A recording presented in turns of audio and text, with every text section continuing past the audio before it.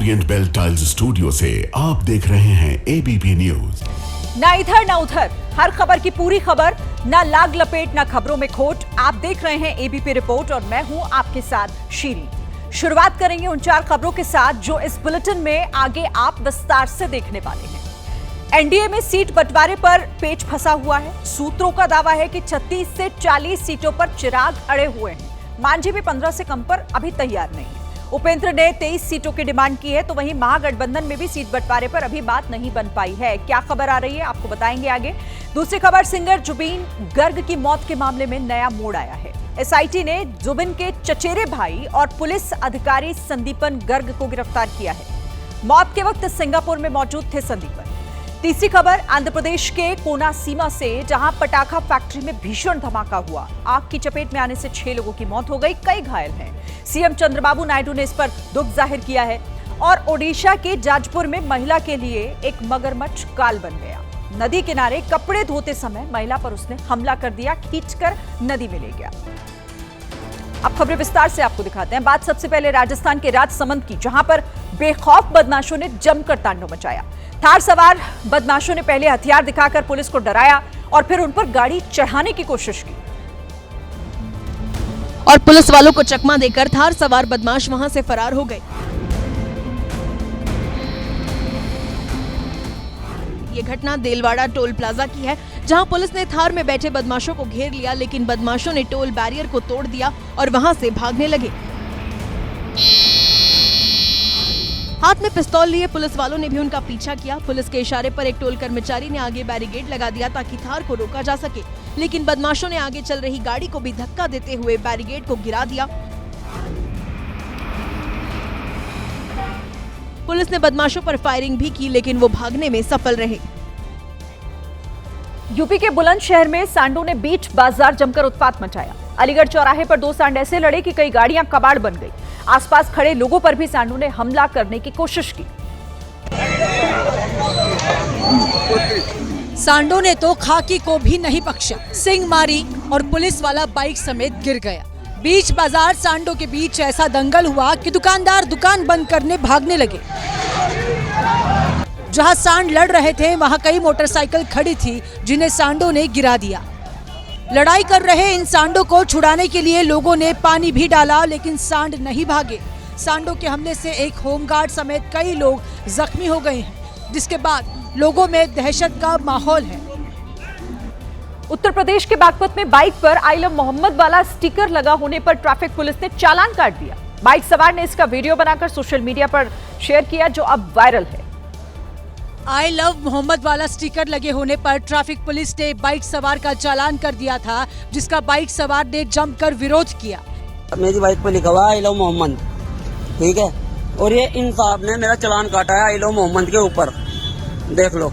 युवक traffic police वाले से कहता रहा कि आई लव मोहम्मद आपत्तिजनक शब्द नहीं है, लेकिन ट्रैफिक पुलिस कर्मी ने उसकी नहीं सुनी। ये बोल रहे हैं ये विवाद है, ये आपत्तिजनक शब्द बता रहे हैं आई लव मोहम्मद को। युवक ने वीडियो बनाकर वायरल किया तो बढ़ते विवाद पर अब बागपत पुलिस ने सफाई दी है। बागपत पुलिस ने कहा कि चालान आई लव मोहम्मद लिखने पर नहीं, बल्कि गलत पार्किंग और ट्रैफिक नियम तोड़ने पर किया गया है। हालांकि वायरल वीडियो में ट्रैफिक पुलिस कर्मी आई लव मोहम्मद को आपत्तिजनक कहते सुनाई दे रहे हैं, जिसके बाद ट्रैफिक पुलिस कर्मी को लाइन हाजिर भी कर दिया गया। ओडिशा के जाजपुर में नदी किनारे कपड़े धो रही एक महिला को मगरमच्छ ने पानी में खींच लिया। इससे पहले कि महिला कुछ कर पाती, मगरमच्छ उसे अपने जबड़े में फंसाकर नदी में ले जा चुका था और तब से लेकर अब तक वो महिला गायब है। देखते ही देखते मगरमच्छ अपने जबड़े में फंसाकर उस महिला को पानी में और अंदर ले गए। जबड़े में फंसी हुई महिला के एक तरफ हाथ और दूसरी तरफ बाल दिखाई दे रहे थे। मगरमच्छ के डर से दूर खड़े लोग बस वीडियो ही बना पाए, कोई उस महिला को बचाने की हिम्मत नहीं जुटा पाया। इधर मगरमच्छ के जबड़े में फंसी महिला धीरे धीरे सभी की आंखों के सामने से गायब हो गई। हमले से पहले वो महिला नदी किनारे बर्तन धो रही थी, वहीं से मगरमच्छ ने उसे पानी की तरफ खींचा। बताया गया कि इलाके में मगरमच्छ की वजह से हर साल 5 से 6 लोगों की मौत होती ही है। ये महिला भी उस लिस्ट में जुड़ गई। जुबिन गर्ग की मौत के मामले में अब एक नया मोड़ आ गया है। अब जुबिन के कजन और असम पुलिस में तैनात अधिकारी संदीपन गर्ग को एसआईटी ने गिरफ्तार कर लिया है। संदीपन गर्ग फिलहाल बोको में एसपी के पद पर तैनात हैं। रिपोर्ट के मुताबिक 19 सितंबर को सिंगापुर में जब जुबिन गर्ग की मौत हुई थी, संदीपन उस वक्त बोट पर ही मौजूद था। वहीं जुबिन के मैनेजर सिद्धार्थ शर्मा और आयोजक श्याम कानू महंत सहित अन्य गिरफ्तार लोगों पर लापरवाही के आरोप लगे हुए हैं।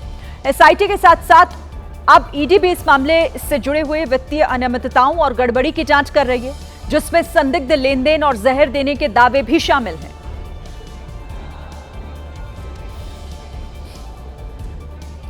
आंध्र प्रदेश के कोनसीमा जिले में एक पटाखा फैक्ट्री में बड़ा विस्फोट हो गया। इस हादसे में 6 लोगों की जान चली गई, जबकि कई लोग इसमें घायल हुए हैं। धमाका इतना भयंकर था कि कई किलोमीटर दूर इसकी आवाज सुनाई दी।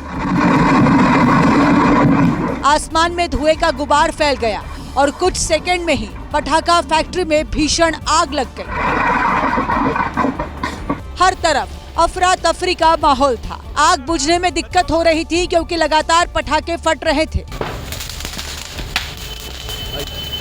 जब धमाका हुआ तब फैक्ट्री में मजदूर काम कर रहे थे। कई लोगों की मौके पर ही मौत हो गई। विस्फोट की वजह से कई मजदूर गंभीर रूप से घायल हो गए। इधर उत्तर प्रदेश के प्रयागराज में भी एक बड़ा हादसा हो गया। नेता नगर इलाके में एक टेंट हाउस में उस वक्त आग लग गई और इस घटना में लाखों रुपए के नुकसान की खबर है। आग इतनी भयंकर थी कि कॉलोनी में हड़कंप मच गया। लोग घरों से बाहर निकल आए। चारों तरफ धुआं ही धुआं था। लोगों को सांस लेने में दिक्कत होने लगी। मौके पर पहुंची दमकल की टीम को आग पर काबू पाने के लिए 3 घंटे लग गए, लेकिन तब तक टेंट हाउस के गोदाम में रखा लाखों रुपए का साज सामान पूरी तरह जलकर राख हो चुका था। जिस टेंट हाउस में यह आग लगी, वहां से महाकुंभ और माघ मेले में सामान सप्लाई होता है। तमिलनाडु के कोयम्बटूर में एक शिव मंदिर में अचानक जंगली हाथी घुस आया, जिससे श्रद्धालुओं में अफरा तफरी मच गई। लोग जान बचाकर इधर उधर भागने लगे। खाने की तलाश में जंगल से आए इस हाथी ने मंदिर के आसपास तोड़फोड़ मचा दी। कुछ देर बाद ये गोदाम की तरफ बढ़ा। गोदाम का दरवाजा काफी छोटा था, इसके बावजूद हाथी झुककर उसके अंदर घुस गया और वहां रखे दाल चावल और दूसरी चीजें खाने लगा।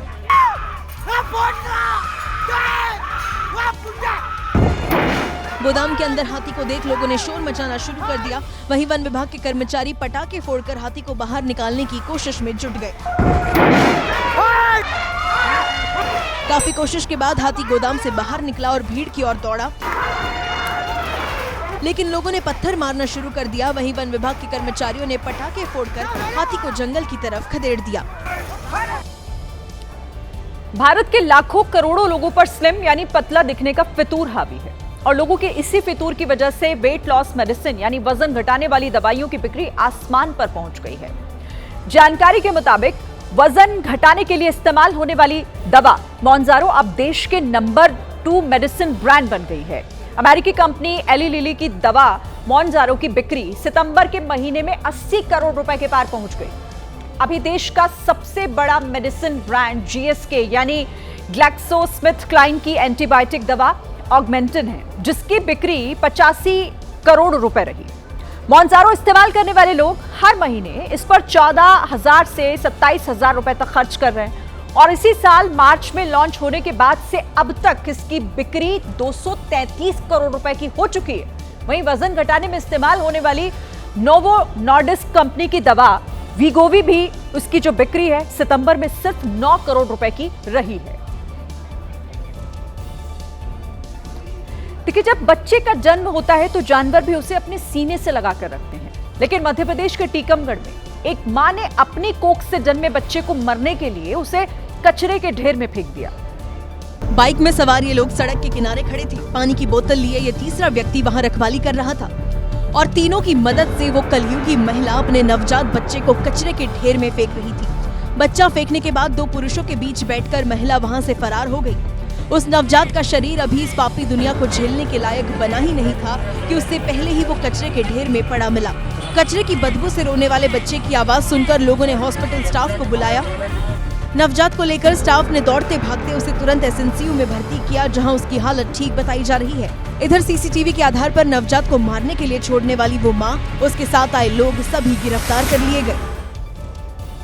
अब खबर मध्य प्रदेश के देवास जिले से, जहां पर इंदौर बैतूल हाईवे पर अचानक चलते ट्रक में आग लग गई और कुछ ही देर में आग ने ट्रक को पूरी तरीके से घेर लिया। लोगों के शोर मचाने पर ड्राइवर ने ट्रक को हाईवे के किनारे पार्क किया। किसी तरीके से जान बचाने में वो कामयाब रहा।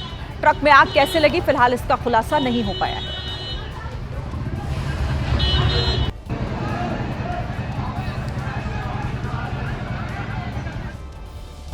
एबीपी रिपोर्ट आप देख रहे हैं। देखिए, राजस्थान के जयपुर हाईवे पर देर रात हुई एक घटना ने पूरे देश को हिलाकर रख दिया। गैस सिलेंडर लेकर जा रहे एक ट्रक को केमिकल से भरे हुए टैंकर ने टक्कर मार दी, जिसके बाद गैस सिलेंडर ऐसे फटने लगे जैसे बम और मिसाइलें फट रही हों। ये मंजर रूस यूक्रेन युद्ध से कम नहीं था।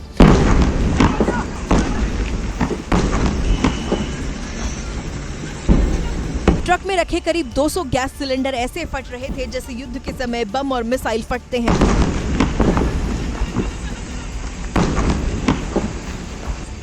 धमाकों के साथ उठती आग की लपटें 1 किलोमीटर से भी देखी जा सकती थी।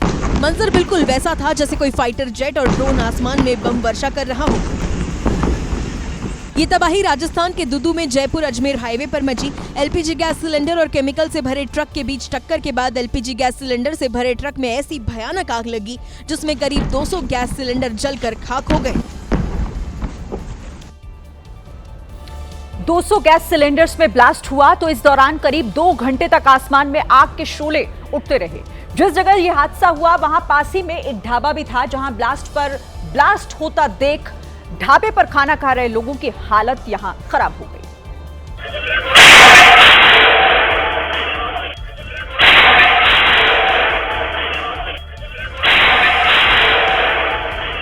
अगर 2 सेकंड भी ऊपर नीचे हो जाता तो इस शख्स की जान जा सकती थी।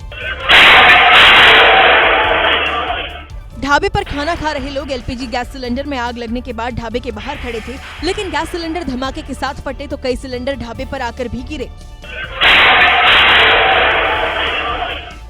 गैस सिलेंडर बम और मिसाइलों की तरह ढाबे पर आकर गिरना शुरू हुए तो ढाबे में खाना खाने आए लोग भाग खड़े हुए। कोई जान बचाने के लिए खिड़की कूदकर भागा तो कोई दीवार फांदकर।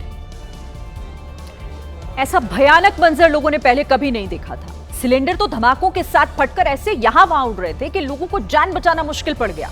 हादसा कितना भयंकर था इसका अंदाजा आप इसी बात से लगा सकते हैं कि ट्रक और टैंकर की टक्कर में टैंकर ड्राइवर की मौत हो गई। इस हादसे में वहां से गुजर रही आधा दर्जन से ज्यादा गाड़ियां क्षतिग्रस्त हो गई। कई गाड़ियों में तो जलते गैस सिलेंडर के टुकड़े गिरे, जिससे गाड़ियों में आग ही लग गई। हादसे में घायल लोगों को तुरंत हॉस्पिटल पहुंचाया गया। ये आग इतनी भयंकर थी जिसे बुझाने के लिए फायर ब्रिगेड की करीब 20 गाड़ियों को यहां पर लगाना पड़ा।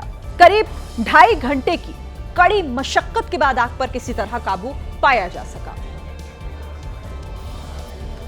भोजपुरी सुपरस्टार पवन सिंह का उनकी पत्नी ज्योति के साथ चल रहा घरेलू विवाद लगातार बढ़ रहा है। कल ज्योति ने पवन सिंह को मीडिया के सामने आकर बात करने की चुनौती दी थी, जिसके बाद पवन सिंह ने आज प्रेस कॉन्फ्रेंस की और जमकर निशाना साधा।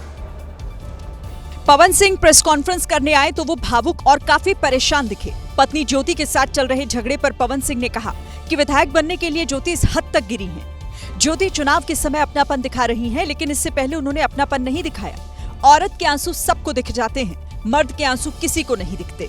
और ज्योति जी, विधायिका बनने के लिए आप इतना हद तक गिर सकती हैं, ये मुझे उम्मीद नहीं था। खैर, आपको जो करना है सो करिए, आपको जितना बोलना है बोलिए, आपको जितना गिरना है गिरिए, लेकिन मैं मर्यादा से बाहर नहीं जा सकता। पवन सिंह हमलावर हैं तो वहीं ज्योति सिंह ने अब सीएम योगी से न्याय की गुहार लगाई। साथ ही 5 अक्टूबर को पवन सिंह के फ्लैट पर जाने से रोकने वाले पुलिसकर्मियों के खिलाफ कार्रवाई की मांग भी की है। पवन सिंह के प्रेस कॉन्फ्रेंस करने के थोड़ी ही देर बाद ज्योति सिंह ने भी एक प्रेस कॉन्फ्रेंस की। ज्योति सिंह ने पवन सिंह के आरोपों को झूठा बताया। ज्योति सिंह ने कहा कि पवन आरोप लगा रहे हैं कि मैं विधायक बनने के लिए ये सब कुछ कर रही हूं, तो पवन सिंह पहले खुद टिकट पा लें, बाद में मुझे टिकट दिलाएंगे। चुनाव की बात तो आप लोग ही बताएं कि 15 साल से पार्टी में स्टार प्रचारक के रूप में पवन जी ने काम किया है। 15 साल में उन्होंने अपने लिए टिकट नहीं, वो खुद के लिए टिकट नहीं ले पाए, तो मैं किस मुंह से जाऊंगी उनसे ये कहने कि आप हमें टिकट दिलाइए भाजपा से। पहले वो अपने लिए तो टिकट ले लें, फिर तो वो हमें दिलाएंगे। पत्नी ज्योति के साथ चल रहे विवाद पर पवन सिंह को अपने दोस्त का साथ मिल गया। पवन सिंह के करीबी दोस्त सुभाष ने पवन सिंह का पक्ष लेते हुए दावा किया कि ज्योति राजनीतिक साजिश रच रही है। अगर हम आपको कंपटीशन में नहीं जीत सकते हैं तो फिर हम चाहते हैं कि कहीं ना कहीं षड्यंत्र करके आपको पीछे करें। पवन सिंह के करीबी दोस्त सुभाष ने दावा किया कि पवन सिंह की जिंदगी काफी अच्छी चल रही थी, लेकिन कुछ लोग हैं जो पवन सिंह की इमेज खराब करने में लगे हैं। जो लोग पवन सिंह को भोजपुरी इंडस्ट्री में नहीं पार कर पाए, गाने के माध्यम से नहीं पार कर पाए, उन लोगों ने इसको एक हथियार के रूप में लिया और हथियार के रूप में लेकर के ज्योति सिंह जी के कंधों पर बंदूक रख करके वो पवन सिंह पर इनडायरेक्टली फायर कर रहे हैं। घरेलू विवाद में फंसे पवन सिंह को गृह मंत्रालय ने वाई कैटेगरी की सुरक्षा दी। अब पवन सिंह की सुरक्षा में सीआरपीएफ के कमांडो तैनात रहेंगे। उत्तर प्रदेश की राज्यपाल आनंदीबेन पटेल के लिए लगाए गए सुरक्षा बैरियर की वजह से बलिया में एक बच्चे की मौत हो गई। आरोप है कि एम्बुलेंस के अंदर मौजूद बच्चा जाम की वजह से सही समय पर अस्पताल नहीं पहुंच पाया। बलिया में राज्यपाल आनंदीबेन पटेल के काफिले के लिए ट्रैफिक रोका गया। उसी ट्रैफिक में एम्बुलेंस भी फंस गई। बच्चे को मरता देख बलिया के एक नौजवान ने उसका वीडियो बनाया। भैया आप हैं उनके घर से? क्या हुआ है? जाम में यहाँ पे तो बच्चे यहाँ पे ये तड़प रही हैं, यहाँ पे ये रो रही हैं, बिलख रही हैं, लेकिन यहाँ से कोई रूट से निकालने वाला नहीं है। उस नौजवान ने बताया कि 20 मिनट तक एम्बुलेंस बाहर निकलने के लिए इंतजार में खड़ी रही। पीछे एम्बुलेंस लगभग 20 मिनट से खड़ी है। इनकी काफिला जरूरी है, लेकिन यहाँ पे आदमी और पेशेंट की जान जरूरी नहीं है। दावा है कि आनंदीबेन की काफिले के लिए ट्रैफिक रोकने वाले पुलिसकर्मी एम्बुलेंस की तरफ झांकने भी नहीं आए। फिल्म अभिनेत्री शिल्पा शेट्टी को बॉम्बे हाईकोर्ट से राहत नहीं मिली है। 60 करोड़ रुपए की कथित धोखाधड़ी के केस में फंसी शिल्पा शेट्टी ने कोलंबो जाने के लिए इजाजत मांगी थी, लेकिन कोर्ट ने इसे नामंजूर कर दिया। शिल्पा शेट्टी ने विदेश जाने की अनुमति मांगते हुए कोर्ट में याचिका दायर की थी। शिल्पा शेट्टी के वकील ने कोर्ट में कहा है कि एक इवेंट के लिए शिल्पा को कोलंबो जाना है। ये इवेंट 25 अक्टूबर से 29 अक्टूबर तक चलेगा। जब कोर्ट ने शिल्पा शेट्टी के वकील से पूछा कि इवेंट में शामिल होने के लिए उनके पास कोई निमंत्रण पत्र है, इस पर शिल्पा के वकील ने कहा कि अभी सिर्फ फोन पर बातचीत हुई है। इस पर कोर्ट ने कहा है कि पहले धोखाधड़ी के आरोप में 60 करोड़ दीजिए, फिर इस पर विचार किया जाएगा। अब इस मामले में अगली सुनवाई 14 अक्टूबर को होगी। मुंबई पुलिस की आर्थिक अपराध शाखा ने इसी साल शिल्पा शेट्टी और उनके पति राज कुंद्रा पर 60.4 करोड़ रुपए की धोखाधड़ी का मामला दर्ज किया था और उनके खिलाफ लुकआउट नोटिस जारी किया गया था। देश में यूपीआई के जरिए पेमेंट लगातार बढ़ रहा है। यूपीआई पेमेंट को और आसान बनाने के लिए सरकार ने कुछ और नए फीचर्स को मंजूरी दी है। अब यूजर फेस आईडी और फिंगरप्रिंट के जरिए भी यूपीआई पेमेंट कर पाएंगे। इन दोनों फीचर्स के शुरू होने के बाद यूपीआई पेमेंट के लिए पिन डालने की जरूरत नहीं पड़ेगी। नए फीचर्स शुरू होने के बाद धोखाधड़ी की संभावना भी कम हो जाएगी, क्योंकि पिन चोरी हो सकता है लेकिन फेस आईडी और फिंगरप्रिंट नहीं। बार बार पिन टाइप करने की बजाय फेस आईडी या फिंगरप्रिंट लगाने से पेमेंट में भी तेजी आएगी। हालांकि पेमेंट के लिए पिन के ऑप्शन को खत्म नहीं किया गया है। यूजर अब अपनी सुविधा के हिसाब से पिन, फेस आईडी और फिंगरप्रिंट में से कोई भी ऑप्शन चुन सकते हैं और इसके जरिए पेमेंट कर सकते हैं। शुरुआत में ये फीचर कुछ चुनिंदा बैंक और वॉलेट ऐप्स पर ही मिलेंगे, बाद में सबके लिए इसे उपलब्ध कराया जाएगा। फेस आईडी और फिंगरप्रिंट फीचर एक्टिवेट करने के लिए यूजर्स को यूपीआई ऐप्स की सेटिंग में बदलाव करने की जरूरत होगी।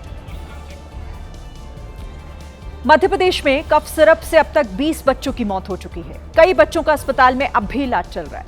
सरकार एक्शन तो ले रही है, लेकिन खुद मुख्यमंत्री अब सवालों से पल्ला झाड़ रहे हैं। क्योंकि भोपाल में हुई एक प्रेस कॉन्फ्रेंस के दौरान एक पत्रकार ने कफ सिरप कांड पर जैसे ही कुछ पूछा तो मुख्यमंत्री मोहन यादव अचानक झल्ला गए। आज की बात करो, लगातार आंकड़ा बढ़ता जा रहा है। आज अपने पूरे दिन की बात करें आप। सीएम यही नहीं रुके। इसके बाद तो उन्होंने इस मुद्दे पर न केवल अपनी सरकार की पीठ थपथपाई, बल्कि कांग्रेस को भी घेरा। आपको जानकारी होगी कि हमारे अपोजिशन की पार्टी के अध्यक्ष जी घर घर नहीं जा पाए, वो एक जगह बिठा के बात कर रहे हैं। हम तो हर एक के घर घर गए, क्योंकि हमारी संवेदनशीलता। सिर्फ छिंदवाड़ा जिले में ही कफ सिरप पीने से 14 बच्चों की मौत हो गई। हालांकि सरकार ने जिम्मेदार 2 ड्रग इंस्पेक्टर और 1 डिप्टी डायरेक्टर को सस्पेंड कर दिया है। पंजाब के आईपीएस ऑफिसर पूरन कुमार की आत्महत्या मामले में एक नया खुलासा हुआ है। पुलिस के मुताबिक एडीजीपी पूरन ने सुसाइड से पहले 8 पेज का एक सुसाइड नोट छोड़ा है, जिसमें तकरीबन 10 सीनियर आईपीएस अफसरों के नाम हैं। अफसरों पर प्रताड़ित करने, प्रोफेशनल करियर को खराब करने के आरोप लगे हैं। यही नहीं, सुसाइड नोट में ट्रांसफर, पोस्टिंग, प्रमोशन और एरियर जैसी चीजों का भी जिक्र है। हालांकि आरोपों के घेरे में अब खुद आईपीएस पूरन सिंह भी हैं। एक शराब कारोबारी ने दावा किया कि उनसे हर महीने 2.5 लाख रुपए वसूले गए। हम रोहतक के अंदर छोटा सा शराब कारोबार का काम करते हैं और कुछ दिन पहले हमारे पास आईजी ऑफिस से फ़ोन आता है जुलाई के महीने में, जून महीने में, और वहाँ पर हमारे को बुलाया जाता है, जो हमारे को धमकाया गया वहाँ पर बुलाकर, और सुशील से मिलने की बात कही गई। इधर इस पूरे मामले में चंडीगढ़ पुलिस ने साफ कर दिया कि किसी भी अधिकारी के खिलाफ आत्महत्या के लिए उकसाने का केस दर्ज नहीं करेगी। पश्चिमी अफ्रीकी देश माली में पेट्रोल का संकट गहराता जा रहा है। लगातार हो रहे आतंकवादी हमलों की वजह से पेट्रोल के दाम कई गुना बढ़ गए हैं। पेट्रोल के दाम में लगी ये आग माली की राजधानी बमाको तक पहुंच गई है। पेट्रोल पंप पर लंबी लंबी लाइनें लगी हैं, लेकिन कहीं पेट्रोल खत्म हो चुका है तो कहीं इतना महंगा कि आम जनता की हालत खराब हो गई है। पेट्रोल के लिए ये मारामारी आतंकवादी संगठन JNIM की वजह से हो रही है। माली में ईंधन सप्लाई को रोकने के लिए आतंकवादी लगातार तेल के टैंकरों को निशाना बना रहे हैं। बिहार में एनडीए के बेहतर सीट बंटवारे को लेकर भारी घमासान मचा हुआ है। सूत्र बता रहे हैं कि चिराग पासवान 36 सीटों पर अड़े हुए हैं, लेकिन बीजेपी और जेडीयू 22 से ज्यादा सीट देने को तैयार नहीं है। सूत्र बता रहे हैं कि चिराग पासवान की पार्टी ने साफ कर दिया है कि वो राज्यसभा की सीट नहीं चाहती है। इसके बदले उसे कम से कम 36 सीटें दी जाएं। कल ही चिराग पासवान ने अरुण भारती को चुनाव प्रभारी बनाकर इशारा कर दिया था कि अब उनकी जगह अरुण भारती ही धर्मेंद्र प्रधान और विनोद तावड़े से बात करेंगे। इस बीच चिराग ने अपने पिता रामविलास पासवान की पुण्यतिथि पर सोशल मीडिया पर लिखा, पापा हमेशा कहा करते थे, जीना है तो मरना सीखो, कदम कदम पर लड़ना सीखो। हालांकि चिराग पासवान ने यह भी कहा कि बातचीत अच्छी चल रही है और सही समय पर सही फैसला ले लिया जाएगा। देखिए, यहाँ बीजेपी और जेडीयू का सिरदर्द सिर्फ चिराग नहीं है, जीतन राम मांझी भी उतनी ही टेंशन बढ़ा रहे हैं। जीतन राम मांझी ने कहा है कि सीट बंटवारे के मुद्दे पर उनकी पार्टी अपमानित महसूस कर रही है। वैसे तो मांझी एनडीए के साथ रहने की बात कह रहे हैं, लेकिन सोशल मीडिया पर वो जो लिख रहे हैं उसके कई मायने निकाले जा रहे हैं। जीतन राम मांझी ने एक कविता के जरिए कहा, हो न्याय अगर तो आधा हो, यदि उसमें भी कोई बाधा हो तो दे दो केवल 15 ग्राम, रखो अपनी धरती तमाम। यहाँ 15 ग्राम का मतलब 15 सीटों से निकाला जा रहा है, लेकिन जेडीयू और बीजेपी को ये डिमांड बहुत ज्यादा लग रही है। चिराग पासवान अपनी पार्टी के लिए 36 सीटें मांग रहे हैं, जीतन राम मांझी अपनी पार्टी के लिए 15 सीटें मांग रहे हैं। उपेंद्र कुशवाहा की डिमांड कम से कम 13 सीटों की है, यानी तीनों को अगर जोड़ दिया जाए तो सीटों की संख्या 64 हो जाएगी। ऐसे में बीजेपी और जेडीयू के लिए 180 से भी कम सीटें बचेंगी, जो इन दोनों पार्टियों को मंजूर नहीं। सीट बंटवारे की समस्या सुलझाने के लिए बीजेपी के बिहार चुनाव प्रभारी पटना पहुंच चुके हैं और मंथन भी जारी है। देखिए, सीट बंटवारे का पेच महागठबंधन में भी फंसा हुआ है। सूत्र जानकारी दे रहे हैं कि तेजस्वी यादव कांग्रेस को 55 से ज्यादा सीट देने के लिए राजी नहीं है और कांग्रेस ने इस फॉर्मूले पर अपनी नई शर्त रख दी है। महागठबंधन में सीट बंटवारे का जो फॉर्मूला तैयार हो रहा है, उसके मुताबिक आरजेडी 118 पर, कांग्रेस 55 पर, वीआईपी 35 पर और वाम दल 30 सीटों पर चुनाव लड़ सकती है, जबकि पशुपति पारस को 3 और जेएमएम को 2 सीटें दी जा सकती हैं। वहीं कांग्रेस की शर्त यह है कि वो 55 सीटों पर तभी मानेगी जब उसे मजबूत सीटें मिलेंगी। उधर पशुपति पारस 3 सीटों पर संतुष्ट नहीं है और उन सभी सीटों पर प्रत्याशी उतारने का मन बना रहे हैं जहां से चिराग अपने प्रत्याशी खड़ा करेंगे। खबर तो ये भी है कि तेजस्वी खुद इस बार 2 विधानसभा सीटों से चुनाव लड़ सकते हैं, जिसमें एक सीट राघोपुर, दूसरी मधुबनी की फुलपरास हो सकती है, जहां से कर्पूरी ठाकुर विधायक रह चुके हैं। कुल मिलाकर महागठबंधन में फॉर्मूला तैयार है और जल्द इसका ऐलान होने वाला है। मनाली से लेह जाने वाले रास्ते पर बर्फबारी की वजह से 2 दिनों तक टूरिस्ट फंसे रहे। समय से पहले हुई बर्फबारी ने पहाड़ों में ट्रैफिक जाम कर दिया है, जिसके बाद मैदानी इलाके से सामान लाने ले जाने वाले ट्रक जाम में खड़े दिखे। बताया गया कि सड़क पर बर्फ की वजह से गाड़ियां नहीं बढ़ी तो 2 दिनों तक इलाके में टूरिस्ट फंसे रहे। उम्मीद से पहले हुई बर्फबारी की वजह से इलाके का तापमान भी -15 डिग्री पहुंचा। इलाके में कोई होटल न होने की वजह से लोग गाड़ियों के अंदर ही बैठे रहे। इधर श्रीनगर लेह हाईवे पर भी अब बर्फ का कब्जा होना शुरू हो गया। सड़क पर बर्फ की मोटी परत जमने के बाद बॉर्डर रोड ऑर्गेनाइजेशन की टीम रास्ता क्लियर करने में लगी रही। गांदरबल जिले के जोजिला पास में बनाए गए इस वीडियो में एक गाड़ी को रास्ता देने के लिए ब्रो की टीम आगे आगे बर्फ हटा रही थी।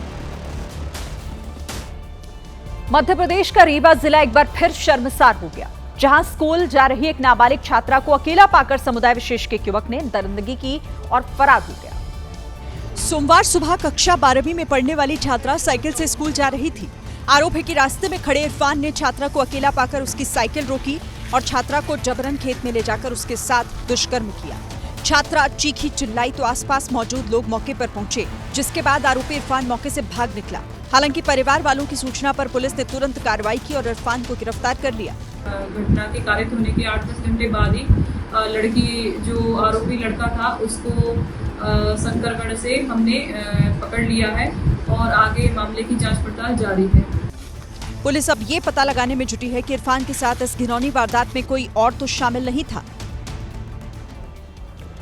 समाजवादी पार्टी के कद्दावर नेता आजम खान के जेल से बाहर आने के बाद पार्टी के मुखिया अखिलेश यादव ने पहली बार उनसे मुलाकात की। इसके लिए अखिलेश यादव हेलीकॉप्टर के जरिए बरेली से रामपुर पहुंचे। अखिलेश यादव का हेलीकॉप्टर जौहर यूनिवर्सिटी परिसर में उतरा, जहां आजम खान ने खुद उनकी अगवानी की। इस दौरान अखिलेश यादव ने आजम खान से मिलते ही उन्हें गले लगा लिया। इसके बाद दोनों नेता एक गाड़ी में बैठे और आजम खान के घर के लिए रवाना हो गए। घर पहुंचते ही मीडिया कर्मियों के साथ साथ बाकी लोगों को भी बाहर ही रोक दिया गया और दोनों नेता घर के अंदर दाखिल हो गए। तो सिर्फ अकेले ही अखिलेश यादव आजम खान के आवास के अंदर पहुंचे हैं और आपको तस्वीरों के माध्यम से दिखाएंगे कि किस तरीके से यहां पर भारी सुरक्षा बलों को तैनात किया गया है। अखिलेश यादव के दौरे को लेकर प्रशासन पहले से ही सतर्क था और आजम खान के घर के आसपास सुरक्षा कड़ी कर दी गई थी। हालांकि जेल से बाहर आने के बाद से ही आजम खान की अखिलेश यादव से नाराजगी की चर्चाएं जोरों पर थी। अब इन चर्चाओं को तब और बल मिला जब मुलाकात से पहले आजम खान ने अखिलेश के सामने कुछ शर्तें रखी। आजम खान ने साफ कह दिया कि अखिलेश यादव के साथ होने वाली इस मीटिंग में कोई तीसरा शामिल नहीं होगा। इसके साथ ही न मेरी पत्नी मिलेगी और ना ही मेरा बेटा अब्दुल्ला आजम मिलेगा। इसके अलावा अखिलेश यादव के साथ भी उनकी सिक्योरिटी के अलावा कोई अन्य नेता या फिर व्यक्ति मेरे घर नहीं आएगा। मुंबई को आज उसका दूसरा इंटरनेशनल एयरपोर्ट मिल गया। नवी मुंबई में बने एयरपोर्ट का प्रधानमंत्री नरेंद्र मोदी ने आज उद्घाटन किया। यह देश के सबसे आधुनिक एयरपोर्ट्स में से एक है। दुनिया से मुंबई की कनेक्टिविटी और बेहतर करने के लिए बनाए गए इस एयरपोर्ट के डिजाइन में कमल का प्रतीक दिखा। उद्घाटन से पहले प्रधानमंत्री ने एयरपोर्ट का निरीक्षण करते हुए दिव्यांगों से भी मुलाकात की। एयरपोर्ट की खासियत जानने के बाद पीएम ने उसका उद्घाटन किया और अपने शासन में एयरपोर्ट की बढ़ती संख्या के बारे में बात की। साल 2014 में हमारे देश में सिर्फ 74 एयरपोर्ट थे। आज भारत में एयरपोर्ट की संख्या 160 को पार कर गई। इस एयरपोर्ट को किसान नेता डीबी पाटिल के नाम पर रखा गया। उन्होंने इलाके के किसानों को उनकी जमीन का सही मुआवजा और पुनर्वास के लिए काम किया था। नवी मुंबई का डीबी पाटिल एयरपोर्ट अपने आप में देश में सबसे अनोखा एयरपोर्ट होगा। ये भारत का सबसे बड़ा ग्रीनफील्ड एयरपोर्ट प्रोजेक्ट है, जिसमें पर्यावरण का काफी ख्याल रखा गया है। पब्लिक प्राइवेट पार्टनरशिप यानी कि पीपीपी मॉडल के तहत अडानी ग्रुप की इसमें 74% की हिस्सेदारी है। इसे बनाने में करीब 19,647 करोड़ रुपए लग गए हैं। प्रोजेक्ट में कुल 4 टर्मिनल बनाए जाने हैं, जिससे हर साल 9 करोड़ यात्री यहां से उड़ान भर सकें। फिलहाल पहले फेज के उद्घाटन के बाद 2 करोड़ यात्री यहां हर साल यहां से फ्लाइट लेंगे, लेकिन इसके लिए 2 महीने का और इंतजार अभी करना होगा, क्योंकि एयरपोर्ट दिसंबर से शुरू होगा। इसे देश का पहला फुल डिजिटल एयरपोर्ट कहा जा रहा है, जहां बैगेज ड्रॉप की सर्विस भी ऑनलाइन।